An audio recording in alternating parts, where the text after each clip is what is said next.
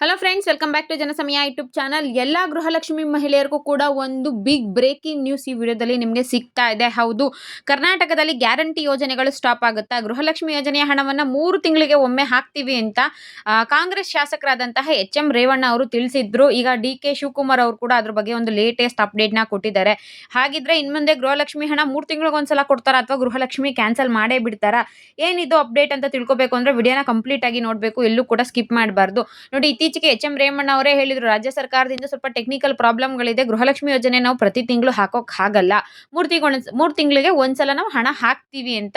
ಇನ್ನೊಂದಷ್ಟು ಜನ ಏನ್ ಮಾತಾಡ್ಕೊಂತ ಇತ್ತು ಅಂದ್ರೆ, ಬರ್ತಾ ಬರ್ತಾ ಇವ್ರು ಹಣ ಹಾಕೋದು ಡಿಲೇ ಮಾಡ್ತಿದ್ದಾರೆ, 3 ತಿಂಗಳಿಗೆ ಒಂದ್ಸಲ ಹಾಕ್ತೀವಿ ಅಂತ ಹೇಳ್ತಿದ್ದಾರೆ. ಹಾಗಿದ್ರೆ ಇನ್ ಮುಂದೆ ಗೃಹಲಕ್ಷ್ಮಿ ಯೋಜನೆ ಹಣವನ್ನ ಸ್ಟಾಪ್ ಮಾಡೋದು ಕೂಡ ಚಾನ್ಸಸ್ ಇದೆ.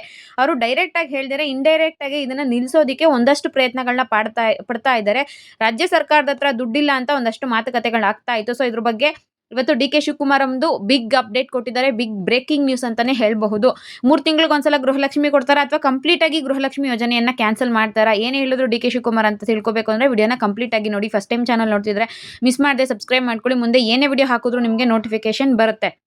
ಜುಲೈ 14 ಇವತ್ತು ರಾಜ್ಯ ಸರ್ಕಾರದ ಕಡೆಯಿಂದ ಪಂಚ ಗ್ಯಾರಂಟಿ ಯೋಜನೆಗಳದ್ದು ಏನಿತ್ತು ಅದರಲ್ಲಿ ಶಕ್ತಿ ಯೋಜನೆ ಅಂದ್ರೆ ಫ್ರೀ ಬಸ್ಸಲ್ಲಿ ಪ್ರಯಾಣ ಮಾಡ್ತಾರಲ್ವಾ ಮಹಿಳೆಯರು, ಇಲ್ಲಿವರೆಗೂ ಕೂಡ 500 ಕೋಟಿ ಟ್ರಿಪ್ ಮುಟ್ಟಿರುವ ಹಿನ್ನೆಲೆಯಲ್ಲಿ ಬೆಂಗಳೂರಲ್ಲಿ ಸಿಎಂ ಸಿದ್ದರಾಮಯ್ಯ ಹಾಗೂ ಡಿಸಿಎಂ ಡಿ ಕೆ ಶಿವಕುಮಾರ್ ಅವರು ವಿಂಡ್ಸರ್ ವೃತ್ತದಲ್ಲಿ ಬಿಎಂಟಿಸಿ ಬಸ್ನಲ್ಲಿ 500 ಕೋಟಿಯ ಟಿಕೆಟ್ ಅನ್ನು ಮಹಿಳಾ ಪ್ರಯಾಣಿಕರಿಗೆ ವಿತರಣೆ ಮಾಡುವಂತಹ ಒಂದು ಪ್ರೋಗ್ರಾಮ್ ಇತ್ತು. ಸೊ ಅಲ್ಲಿ ಅದಾದ್ಮೇಲೆ ಮಾತಾಡಿರುವಂತಹವರು ನಮ್ಮ ಡಿ ಕೆ ಶಿವಕುಮಾರ್ ಅವರು, ಅಂದ್ರೆ ಟಿವಿ ನ್ಯೂಸ್ ಚಾನೆಲ್ಸ್ಗಳು ಇದ್ರ ಬಗ್ಗೆ ಕೇಳಿದ್ದಾರೆ.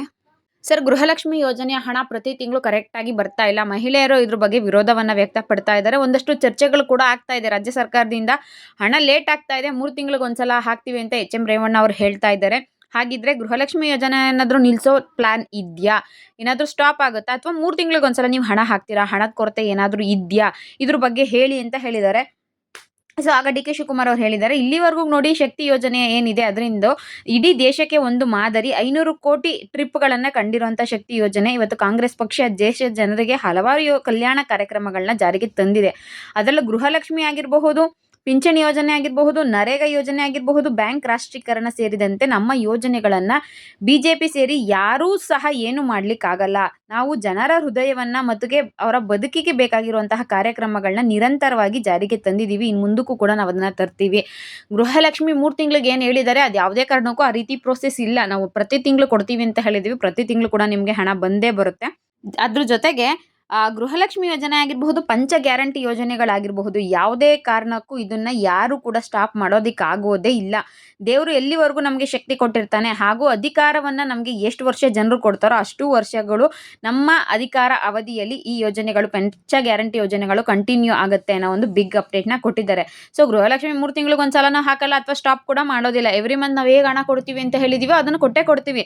ಅದ್ರಲ್ಲಿ ಹೆಚ್ಚು ಕಮ್ಮಿ ಆಗಬಹುದೇ ಹೊರತು ಅದರಲ್ಲಿ ಸ್ಟಾಪ್ ಮಾಡೋ ಮಾತೇ ಇಲ್ಲ. ಜೊತೆಗೆ ನಮ್ಮ ಮುಂದಿನ ಎಲೆಕ್ಷನ್ ಏನಾದ್ರು ರಾಜ್ಯ ಸರ್ಕಾರದವರು ಕಾಂಗ್ರೆಸ್ ಸರ್ಕಾರವನ್ನೇ ಅಧಿಕಾರಕ್ಕೆ ತಂದ್ರೆ ಅಥವಾ ನಾವೇ ಗೆದ್ದೋ ಅಂದ್ರೆ ಅದನ್ನ ಇನ್ನೂ ಕಂಟಿನ್ಯೂ ಮಾಡ್ತೀವಿ ಹೊರತು ಸ್ಟಾಪ್ ಮಾಡೋದಂತೂ ಮಾತೇ ಇಲ್ಲ ಅಂತ ಹೇಳಿದ್ದಾರೆ. ಶಕ್ತಿ ಯೋಜನೆ 500 ಕೋಟಿ ಟ್ರಿಪ್ ಕಂಡಿದೆ ಅಲ್ವಾ, ಈ ಯೋಜನೆಯಿಂದ ರಾಜ್ಯದ ಉದ್ದಗಲಕ್ಕೂ ಮಹಿಳೆಯರು ಉಚಿತವಾಗಿ ಸಂಚಾರನ ಮಾಡಬಹುದು, ಯಾವುದೇ ಖರ್ಚು ಮಾಡದೆ ತಮ್ಮ ಪ್ರೀತಿ ಪಾತ್ರರ ಮನೆಗಳಿಗೆ ಹೋಗಬಹುದು.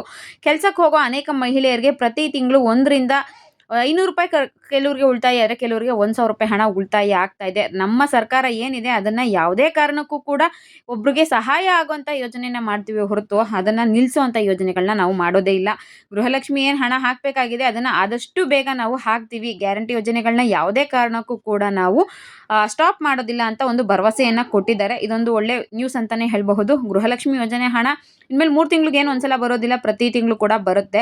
ಇದೇ ಇವತ್ತಿನ ವಿಡಿಯೋದ ಇಂಪಾರ್ಟೆಂಟ್ ಅಪ್ಡೇಟ್ ಆಗಿತ್ತು. ಈ ವಿಡಿಯೋ ನಿಮಗೆ ಇಷ್ಟ ಆಗಿತ್ತು ಅಂದರೆ ವಿಡಿಯೋಗೆ ಒಂದು ಲೈಕ್ ಮಾಡಿ, ಶೇರ್ ಮಾಡಿ, ಮಿಸ್ ಮಾಡದೆ ಚಾನಲ್ಗೆ ಸಬ್ಸ್ಕ್ರೈಬ್ ಮಾಡ್ಕೊಳ್ಳಿ.